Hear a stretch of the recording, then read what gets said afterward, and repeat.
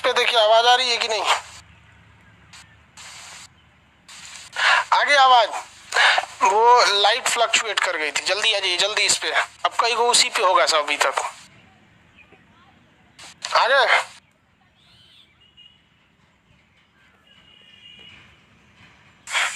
क्या हो गया था? अरे यार, जानते हो क्या होता है ऑनलाइन में? यही सबसे बड़ी समस्या है। 1 सेकंड के लिए भी फ्लक्चुएट नहीं होना चाहिए। यहाँ वोल्टेज ऊपर नीचे हुआ, इन्वर्टर जो था 1 सेकंड का लैग कर दिया।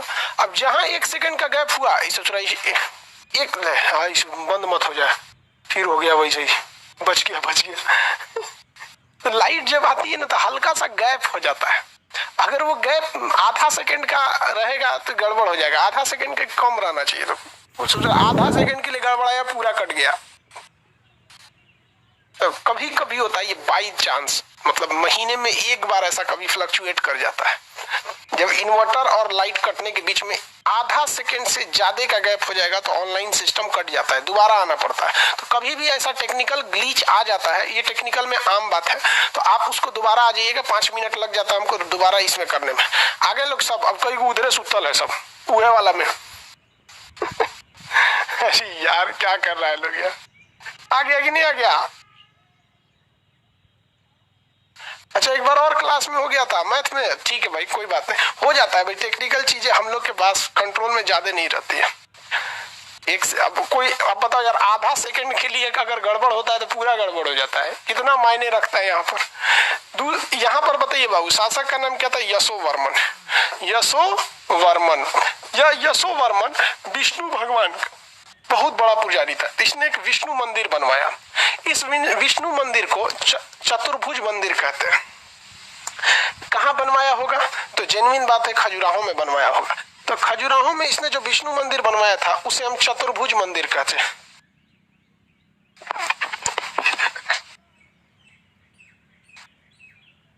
चतुर्भुज मंदिर, चतुर्भुज मंदिर। यह चतुर्भुज मंदिर कहाँ है भैया? खजुराहो में है। कहाँ पे? खजुराहो में। ये विष्णु भगवान का पुजारी था। नाम क्या था भैया इसका? यशोवर्मन। विष्णु भगवान का पुजारी था। इस वंश का अगला शासक जो आया बहुत ही खतरनाक था। उसका नाम था धंग। क्या नाम था? धंग। ये शिव जी का बहुत बड़ा पुजारी था। इसने कहा कि भैया जब खजुराहो में विष्णु भगवान का पूजा हो सकता है तो हमरे भोले बाबा का कहना होगा। तो इस शिव जी का पुजारी था। तो इसने कंदरिया महादेव का मंदिर बनाया। कंदरिया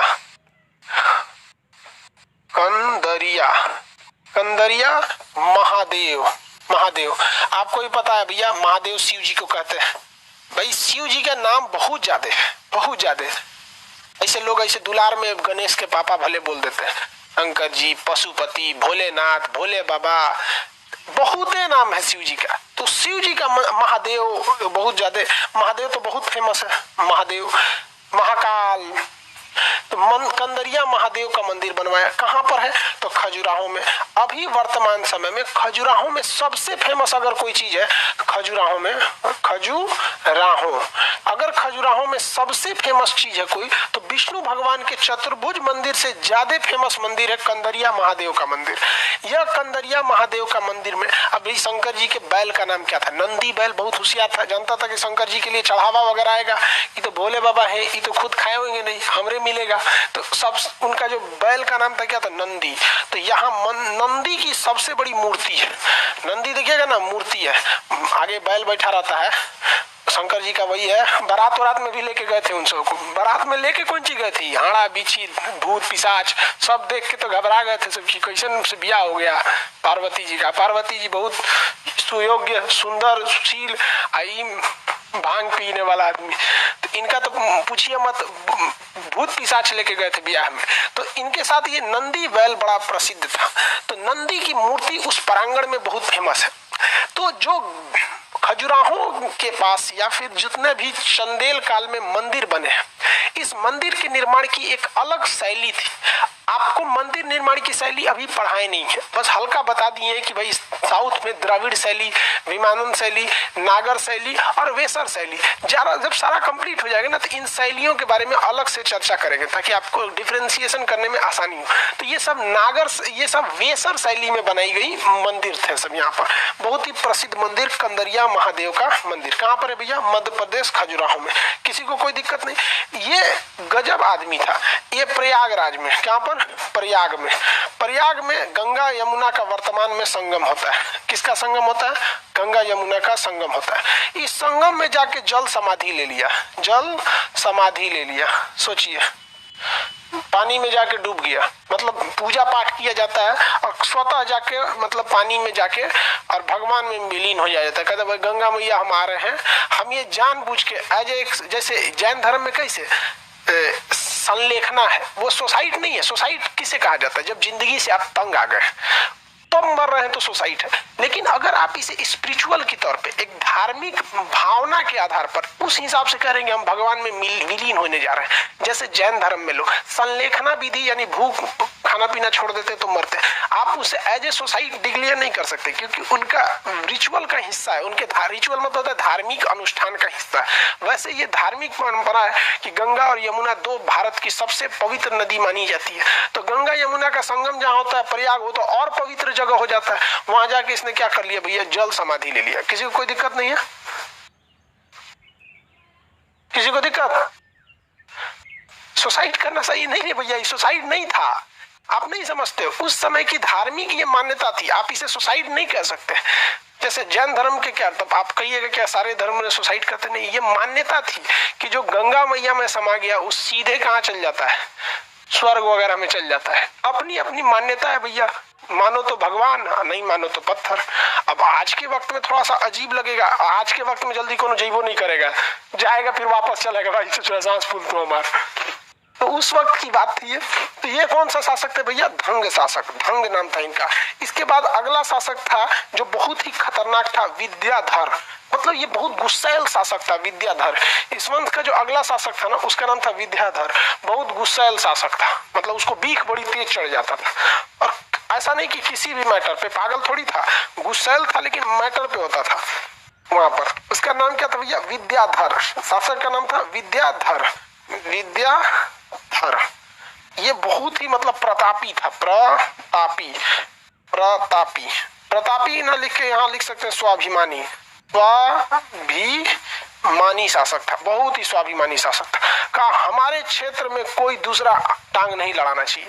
लेकिन इसी समय आ गया भारत में महमूद गजनबी। महमूद गजनबी जो था वो कहां पर आक्रमण कर दिया? गुजरात में। गुजरात में। आप बताइए भैया, गुजरात में सोमनाथ मंदिर को लूटने वाला कौन था? महमूद गजनबी था। सोमनाथ की मंदिर लूटने वाला कौन था? महमूद गजनबी। एक्चुअली क्या है कि मंदिर में लोग बहुत दान दक्षिणा दे देते हैं।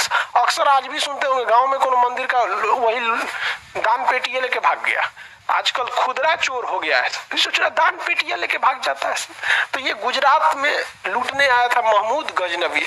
तो गुजरात का शासक था जिसका नाम था राज्यपाल। गुजरात का शासक क्या नाम था? राज्यपाल। इस राज्यपाल ने महमूद गजनबी से बराबरी किया ही नहीं। जो गजनबी था महमूद गजनबी, इसने बराबरी किया ही नहीं बल्कि स्वाधीनता मान लिया। महमूद गजनबी के आगे खुद ही आकर स्वीकार कर लिया कि भैया हम हार गए। लड़ा ही नहीं। गुजरात के शासक क्या नाम था? राज्यपाल। महमूद गजनबी आया, गुजरात के अलग अलग जगहों पे लूटा। ऐसा नहीं कि केवल महमूद गजनबी ने सोमनाथ का मंदिर ही लूटा। वो इसलिए फेमस हुआ, दो वजह। एक, सोमनाथ की मंदिर से अत्यधिक अपार मात्रा में उसे सोना चांदी धन दौलत मिला, पहला रीजन। दूसरा, एक धार्मिक भावना से जुड़ा था। जैसे किसी का घर लूट कर 1 लाख चुरा लीजिए, उतना भयंकर बवाल नहीं होगा जितना किसी मंदिर मस्जिद या किसी धार्मिक जगह में घुस के 10,000 चुरा लीजिए, क्योंकि वहां डकैती प्लस धार्मिक भावनाएं दोनों जुड़ जाती हैं। तो महमूद गजनबी ने कई जगहों को लूटा था गुजरात में, लेकिन सोमनाथ के मंदिर से चूंकि उसने अपार धन भी लूट लिया और धार्मिक भावना को बहुत बुरी तरह से ठेस पहुंचाया, इसलिए उसका ये वाला चीज आती है। तो ऐसा नहीं कि केवल वही लूटा था, अन्य चीजों पे भी आक्रमण किया। तो ये राज्यपाल ने उसे लड़ा ही नहीं था। एकरा बीख चढ़ गया विद्याधर को, राज्यपाल को बुलाया, कह रहे आओ, तो तू नहीं आया तो खुदे गया गुजरात में, मार दिया इसको। मर जाओ ससुरा, तोरा जीने का कोई अधिकार नहीं है। तो गुजरात के शासक राज्यपाल की हत्या किसने कर दिया था? विद्याधर। क्यों? क्योंकि इसने महमूद गजनबी का डट कर मुकाबला नहीं किया था। ठीक किया था कि नहीं किया था? हाँ भाई, लुटेरा था तो उसको कौन वैज्ञानिक बोल रहा है? वो कह रहा है सर महमूद गजनबी लुटेरा था। अरे भाई, जब सबको पता है लुटेरा, उसको कोई वैज्ञानिक थोड़े बोलता है। दूसरा लुटेरा थे सब। भाई देखो, हमारे पास अपार धन दौलत था, अंग्रेज क्या थे? सब लुटेरे थे सब ना। वो भी लुटेरा था सोच रहा, अंग्रेज से लेके सब वैज्ञानिक थोड़े था सब। बहुत अच्छा काम किया। तो कहीं का भाई एक बात बताना चाहिए, देखो हम ऐसा नहीं है कि हम सब लड़ सकते हैं। आजादी की लड़ाई में खुदीराम बोस जो थे बिहार के, खुदीराम बोस वगैरह ये लोग 13 साल 14 साल का उम्र में ये लड़ाई लड़ा। इनको भी पता था कि हम अकेले 13 साल की उम्र में, 14 साल की उम्र में नहीं जीत सकते अंग्रेजों से। सरदार वल्लभ भाई पटेल जो थे, ये तो खैर नरम दल के थे, भगत सिंह हो गए, सुभाष चंद्र बोस हो गए, या फिर चंद्रशेखर आजाद, इन्हें पता था कि हम अकेले नहीं लड़ पाएंगे। लेकिन उन्हें यह बात भी पता था कि हमारे बाद एक फौज आएगी जो इस धरती को, इस देश को आजाद कराएगी।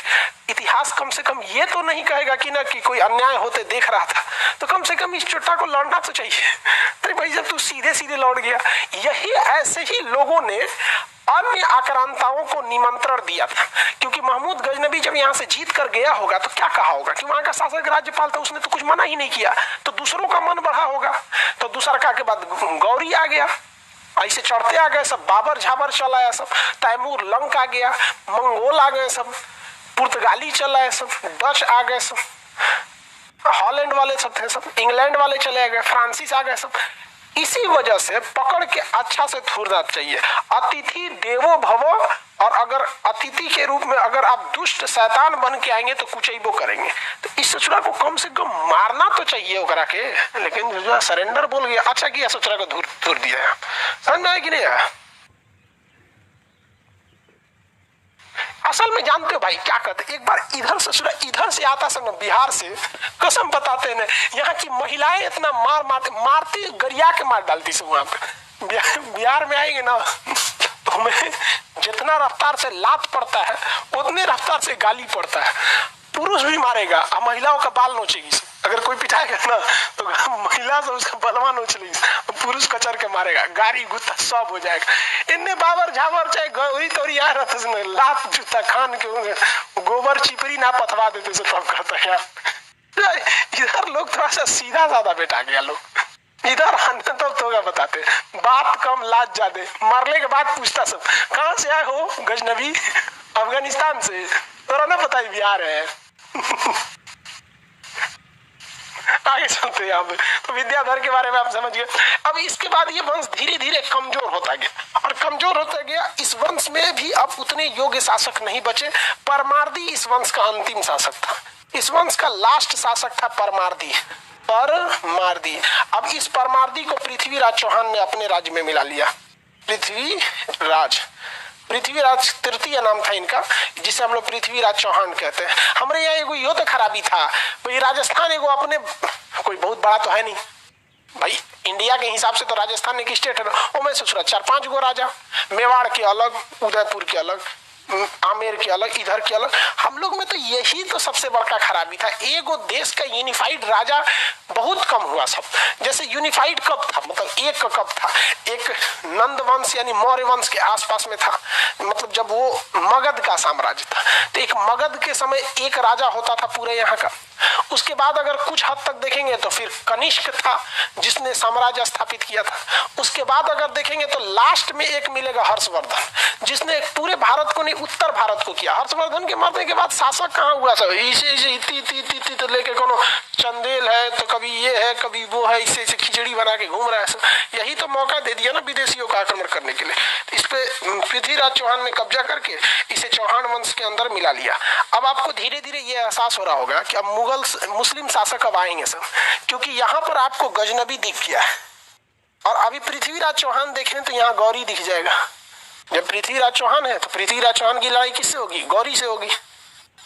गौरी के बाद वो अपना एक गुलाम छोड़ के चल जाएगा, गुलाम वंश, उस ससुरा यहाँ खानदान बो के चल जाएगा अपना। किसी को कोई दिक्कत नहीं है चंदेल वंश में। चंदेल वंश में मूर्ति निर्माण की, मंदिर निर्माण की कला को क्या कहते थे?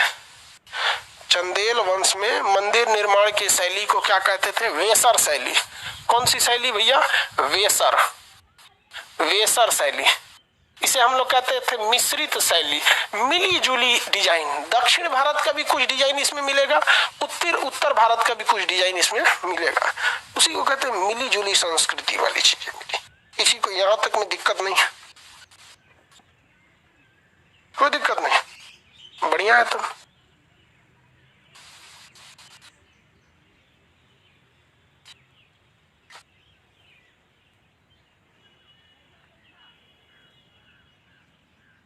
आगे बढ़े। अब इसके बाद छोटे छोटे वंश आएंगे। छोटा पनिया लग रहा है जैसे सैनिटाइजर पी रहा है।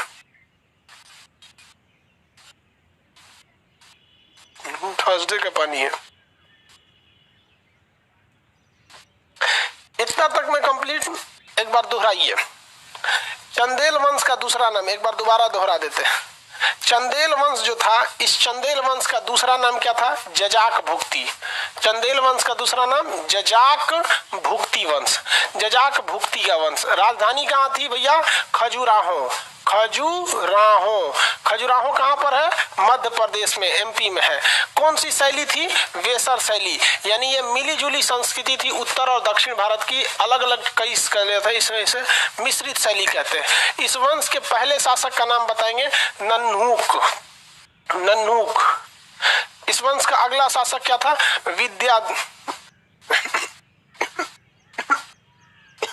विद्याधर नहीं, यशोवर्मन।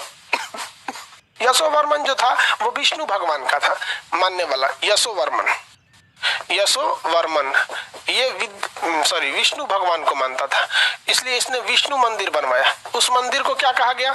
चतुर्भुज मंदिर। ऐसे चतुर्भुज बना देते हैं। इसके बाद अगला शासक आया धंग। कौन आया भैया? धंग। ये बहुत खतरनाक था, शिव जी का भक्त था। कंदरिया महादेव का मंदिर बना दिया, जिसमें सबसे बड़ी नंदी की मूर्ति है। ये कंदरिया महादेव कहाँ है? खजुराहो में। खजुराहो हिंदू प्लस जैन दोनों के लिए फेमस है। इसने गंगा यमुना के संगम पर प्रयाग में क्या कर लिया? जल समाधि ले लिया, उस समय के मतलब रीति रिवाज के अनुसार। इस वंश का अगला शासक जो आया था विद्याधर। विद्याधर किसको काट के रख दिया? विद्याधर ने किसको काट दिया? राज्यपाल को काट दिया। अब आपसे पूछेगा राज्यपाल कहाँ का शासक था? तो गुजरात का शासक था। गुजरात के शासक राज्यपाल को काहे काट दिया? क्योंकि जब गुजरात को लूटा जा रहा था, किसके द्वारा? गजनबी के द्वारा। किसके द्वारा? गजनबी के द्वारा।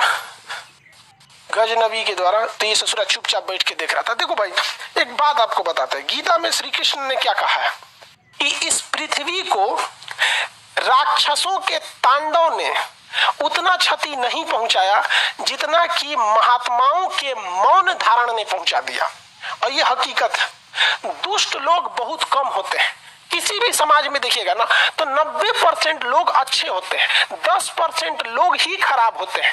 लेकिन कृष्ण भगवान ने क्या कहा है कि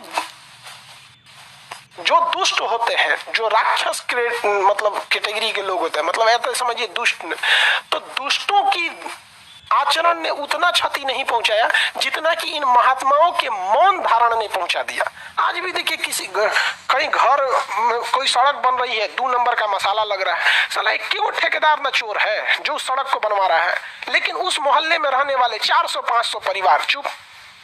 2 नंबर का मसाला लग रहा है, बालू के जहाँ सीमेंट लगना चाहिए वहां बालू लग रहा है, नाली में घोटाला हो रहा है, सड़क का पैसा आया वो लूट लिया जा रहा है, राशन कार्ड में राशन बांटने को आ रहा है, 20 किलो बांट रहा है, 19 किलो 1 किलो मार रहा है घपला। तो ये बड़ी खराब चीज है। बहुत होशियार थे कृष्ण भगवान। आगे बढ़े। आप लोग चुपचाप नहीं रहिएगा। जब जब आपको कभी दिखना, हमको देखते हैं किसी को लपेट लेते हैं, चाहे अगर गलती करेंगे तो, चाहे मोदी जी भी अगर करते हैं तो हम तो बताइए देते कि तो कोई भाई ये यहाँ गड़बड़ कर रहा है। कोई भी हो, चुपचाप नहीं रहना चाहिए। आगे लास्ट शासक इसके कौन थे? परी मार दी। परी मार दी। इन्हें मिला लिया पृथ्वीराज तृतीय ने। पृथ्वीराज तृतीय, जिसे हम लोग पृथ्वीराज चौहान के नाम से जानते हैं। पृथ्वीराज चौहान, इन्होंने तो बहुत बहादुरी से लड़ा था मोहम्मद गौरी के साथ, लेकिन दिक्कत क्या हो गया, मतलब शादी ब्याह का एक मैटर को लेकर इनके खुद के मतलब सहयोगी के साथ एक दिक्कत हो गया था। आपको भी पता है नाम क्या था? जयचंद। अब जयचंद की बेटी से इनका विवाह हुआ था, जयचंद नहीं चाहता था इनसे कर, वो आगे समझाएंगे। अब पूरा अभी क्या बताएं उसमें, जब वो पढ़ाएंगे तब आपको बता देंगे। समझ आ गया कि नहीं आ गया? चले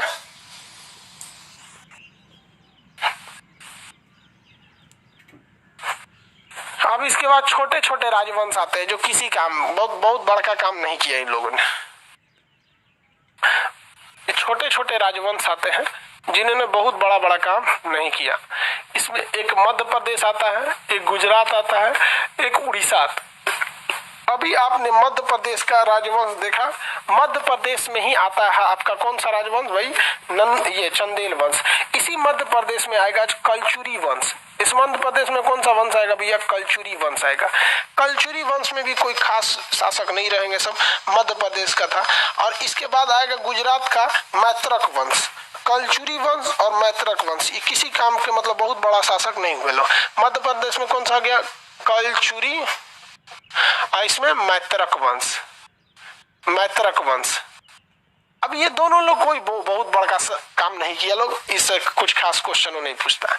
इधर उड़ीसा में आएगा गंग वंश, गंगा नहीं गंग वंश। ये पूरब में पड़ता है इसलिए इसे पूर्वी गंग वंश भी कहते हैं, गंग वंश। देखिए गुजरात में मैत्री वंश था, मध्य प्रदेश में कलचुरी वंश। इन दोनों में कोई खास न ही राजा हुए न ही कोई बहुत महत्वपूर्ण काम किए। ऐसे नॉर्मल आपके मटेरियल में है, आप वहां से थोड़ा बहुत देख लेंगे, ठीक है। अब उड़ीसा में कौन सा था भैया? पूर्वी गंग वंश। इन्होंने काफी अच्छा काम किया, इसको पहले समझा देते हैं। उड़ीसा हो गया ये, यहाँ पे कौन सा वंश हो गया? पूर्वी गंग।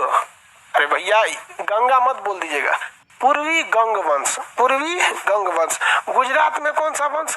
मैत्रक वंश। मध्य प्रदेश में कौन सा वंश? कलचुरी वंश।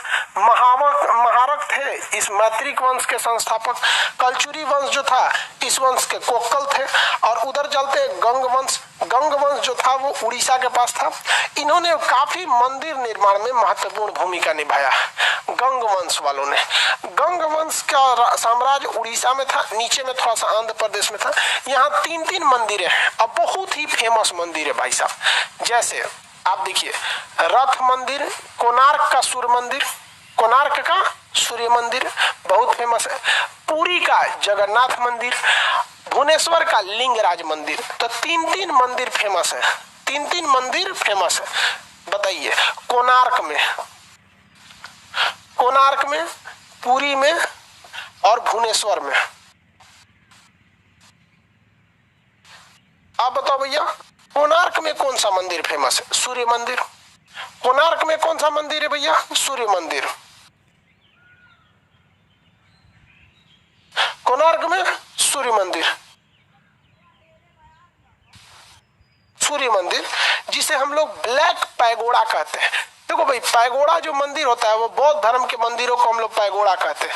बौद्ध धर्म के मंदिर देखेंगे ना इस शेप में ज्यादातर मिलते हैं, इस शेप में ऐसे रहेंगे सब बौद्ध धर्म के मंदिर इस टाइप में, तो इसे पैगोडा कहा जाता है। नहीं देखते हैं जापान वगैरह में मंदिर रहता है इस टाइप में से, तो वो पैगोडा कहा जाता है। तो ये हल्का सा वैसे ही है लेकिन काले रंग का, इसलिए इसे ब्लैक पैगोडा कहते हैं। तो कोणार्क में सूर्य मंदिर है, पुरी में जगन्नाथ मंदिर है, पुरी में जगन्नाथ मंदिर है, पुरी में कौन मंदिर है? जगन्नाथ मंदिर है। और भुवनेश्वर में लिंगराज मंदिर है, भुवनेश्वर में लिंगराज मंदिर है। उड़ीसा के 3 मंदिर प्रमुख हैं। ये गंग वंश के राजाओं ने इसका निर्माण कराया। किसने निर्माण कराया? गंग वंश के राजाओं ने निर्माण कराया। जगन्नाथ मंदिर, पिछली बार भाई साहब जगन्नाथ मंदिर के ऊपर वाला जो गुंबद है एकदम ऊपर वाला, उसमें ध्वज में आग लग गया था जो बहुत अशुभ माना जाता है। ससुरा इस साल भयानक लोगों की जान चल गई। तो लोग को लगा था कि आग लगा था उस समय कुछ नहीं हुआ। इधर देख रहे 2020 में बड़ी खराब हो गया ससुरा, 2020-21 एकदम रद्द हो गया। अगर आप चाहते हैं कि आप कोरोना के तीसरे चरण में ना पकड़ाएं तो तीसरे चरण से बचना है तो अपने दोनों चरण को घर में रखें, वरना अगर दोनों चरण घर से बाहर गए तो तीसरे चरण में आप पकड़ाएंगे।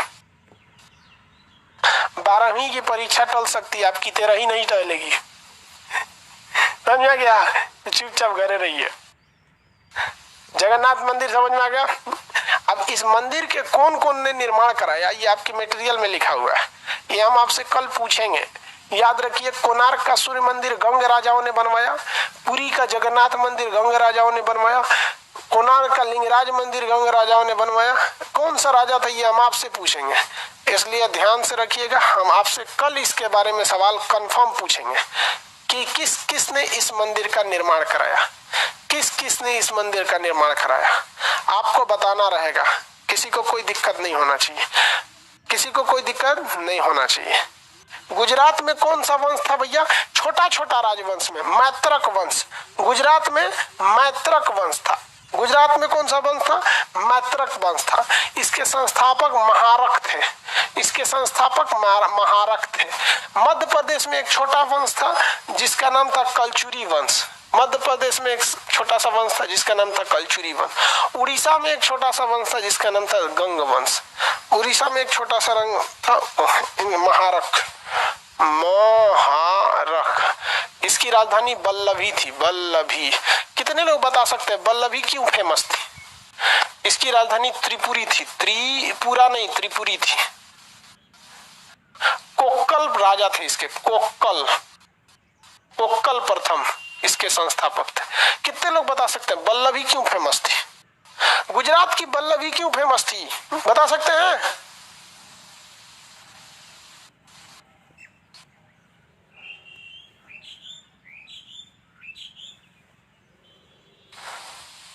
नहीं बता सकते? अरे भैया, गुजरात की बल्लभी क्यों फेमस थी? तो नॉर्मल बताए हुए जो पूरा पढ़ा। जैन धर्म, जैन धर्म की संगीति हुई थी। कौन सी संगीति? द्वितीय जैन संगीति, द्वितीय जैन संगीति बल्लभी में हुई थी। तो बल्लभी का, गुजरात के मैत्रक वंश की राजधानी बल्लभी थी, संस्थापक महारक थे। कलचुरी वंश जो था मध्य प्रदेश के त्रिपुरी में था। कलचुरी वंश जो था मध्य प्रदेश के त्रिपुरी में था। इस वंश के जो संस्थापक थे, इस वंश के संस्थापक का नाम कोक्कल था। वंश संस्थापक का नाम कोक्कल था। इसके बाद आप देखेंगे तो पूर्वी गंग वंश, पूर्वी गंग वंश जो थे ये लोग उड़ीसा के क्षेत्र में शासन किए थे। यहाँ पे आनंद नाम के आनंद वर्मा जो थे इसके संस्थापक थे। कोणार्क में सूर्य मंदिर, पुरी में जगन्नाथ मंदिर, भुवनेश्वर में लिंगराज मंदिर, ये तीनों मंदिर बहुत ही फेमस है। और जगन्नाथ मंदिर तो कुछ ज्यादा ही फेमस है। और जो सूर्य मंदिर है उसको इतनी डिजाइन से बनाया गया है कि जब सूर्यास्त होता है ना, जब सूरज डूबता है तो सूरज जब आखिरी किरण डूबती है तो मंदिर के बीच का जो खाली जगह है ना उसमें से वो दिखाई देता है। तो नो डाउट हमारे देश की जो ज्योतिष शास्त्र थी या फिर जो आर्कियोलॉजी थी बहुत बेहतरीन थी उस समय। बहुत समझ में आ गया कि नहीं आ गया? आप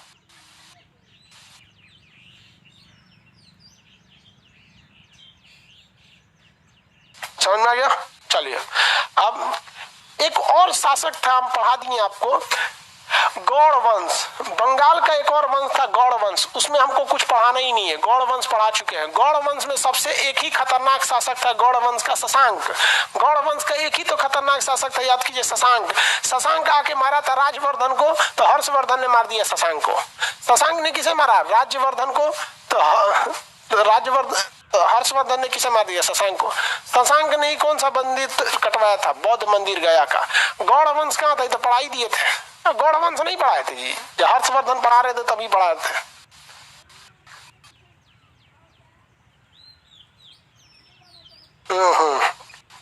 राज्यवर्धन को मारा तो हर्षवर्धन उसको मार दिया। आज के लिए इतना ही रहने देते हैं।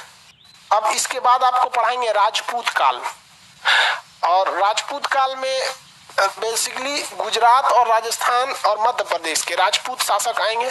उसके बाद भारत में मुस्लिम आक्रमण होगा। तो मुस्लिम आक्रमण को थोड़ा देर रोक कर जो मंदिर निर्माण की शैली है इसको पढ़ा देंगे। उसके बाद लाएंगे मुस्लिम शासकों को, चल भैया तो हम पढ़ा देते हैं। उसमें दो चरण में पढ़ना है। एक दिल्ली में जब शासन किया गया दिल्ली सल्तनत, और उसके बाद आया आपका मुगल सल्तनत। मुगल सल्तनत के बाद आया आपका नेहरू, गांधी, जनरल डायर, ये सब आधुनिक भारत वाले सब। आज के लिए इतना ही, कल मिलेंगे। कल हम आपसे पूछेंगे कि पुरी का जो जगन्नाथ मंदिर है किसने बनवाया, कोणार्क का जो सूर्य मंदिर है किसने बनवाया, भुवनेश्वर का लिंगराज मंदिर है किसने बनवाया, गंग वंश के संस्थापक आनंद वर्मा, मध्य प्रदेश में जो कलचुरी वंश है उसके संस्थापक कोक्कल। गुजरात में जो आपका मैत्रक वंश है उसके संस्थापक महारक। इसकी राजधानी वल्लभी। कलचुरी की राजधानी आपकी त्रिपुरी। आगे बढ़े, आज के लिए इतना ही, कल हम आपसे पूछेंगे, ठीक है।